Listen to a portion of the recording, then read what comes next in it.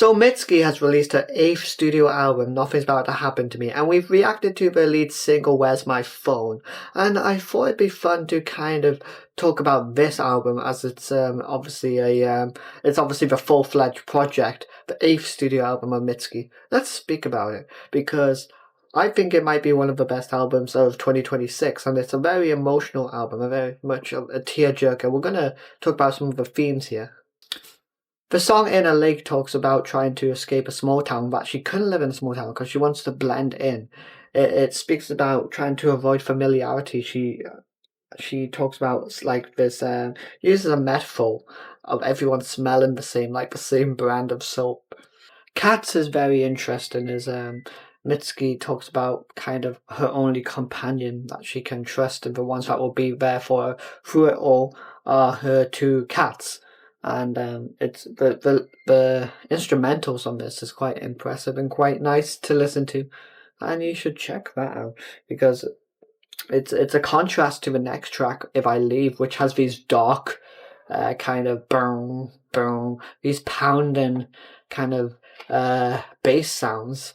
It's If I Leave is like a direct contrast to everything we've heard. It's darker, it's more fleshed out. It's interesting, and but dead women. Let's jump to Dead Women.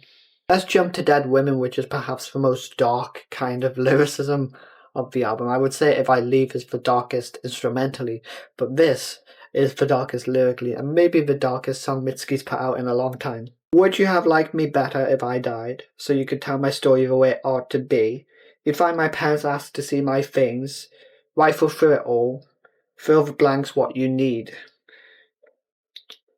If I died willing, you'd have taken it nice. If I'd sewn rocks in a dress, gone with grace into a lake. But since I'm alive, you'd have to break in as I sleep.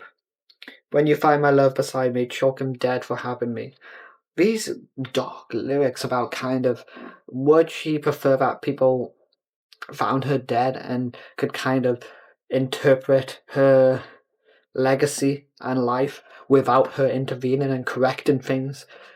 It's dark and it's messed up, and it's great lyricism from Mitski. I'll Change for You opens with these dramatic, well, not dramatic, I wouldn't call them dramatic, but more flimsy and kind of angelic piano riffs, kind of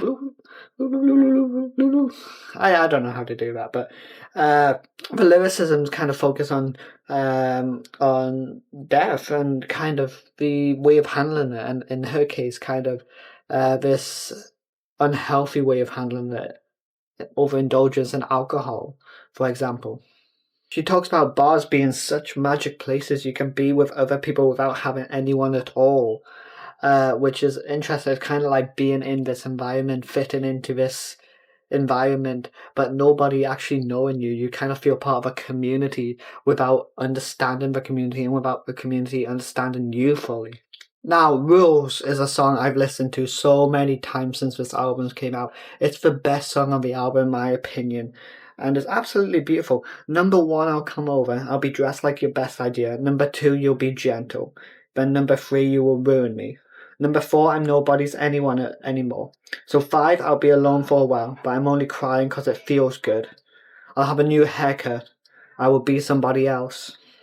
And when I leave my body, please pretend that you don't see how I'm no longer there behind my eyes.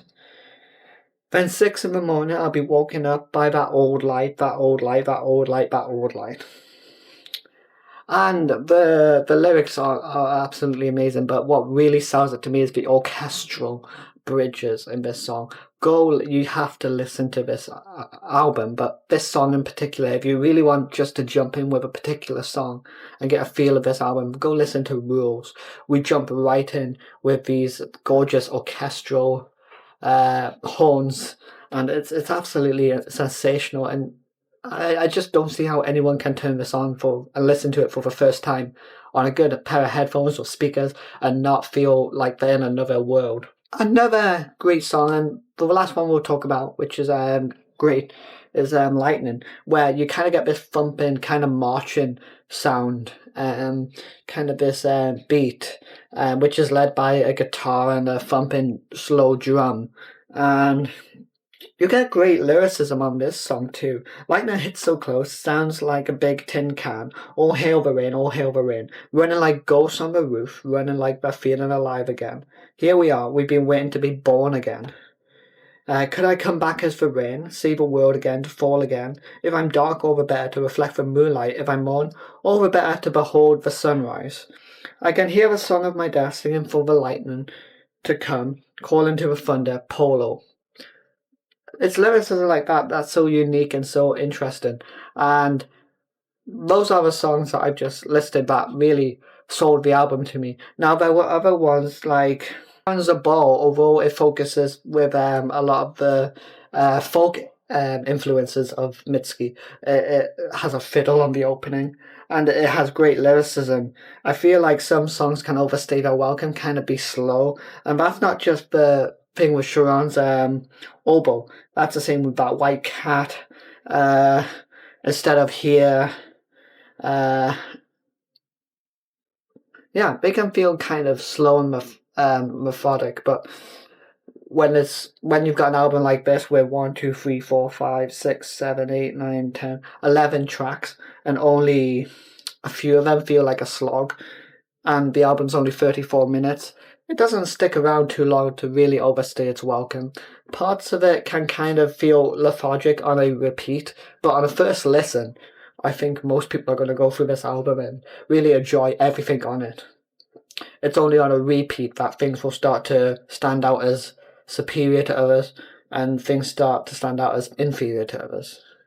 And that's what I thought of this album, and it made me very emotional, some of the lyrics, and I think everyone should go listen to it. It's awesome.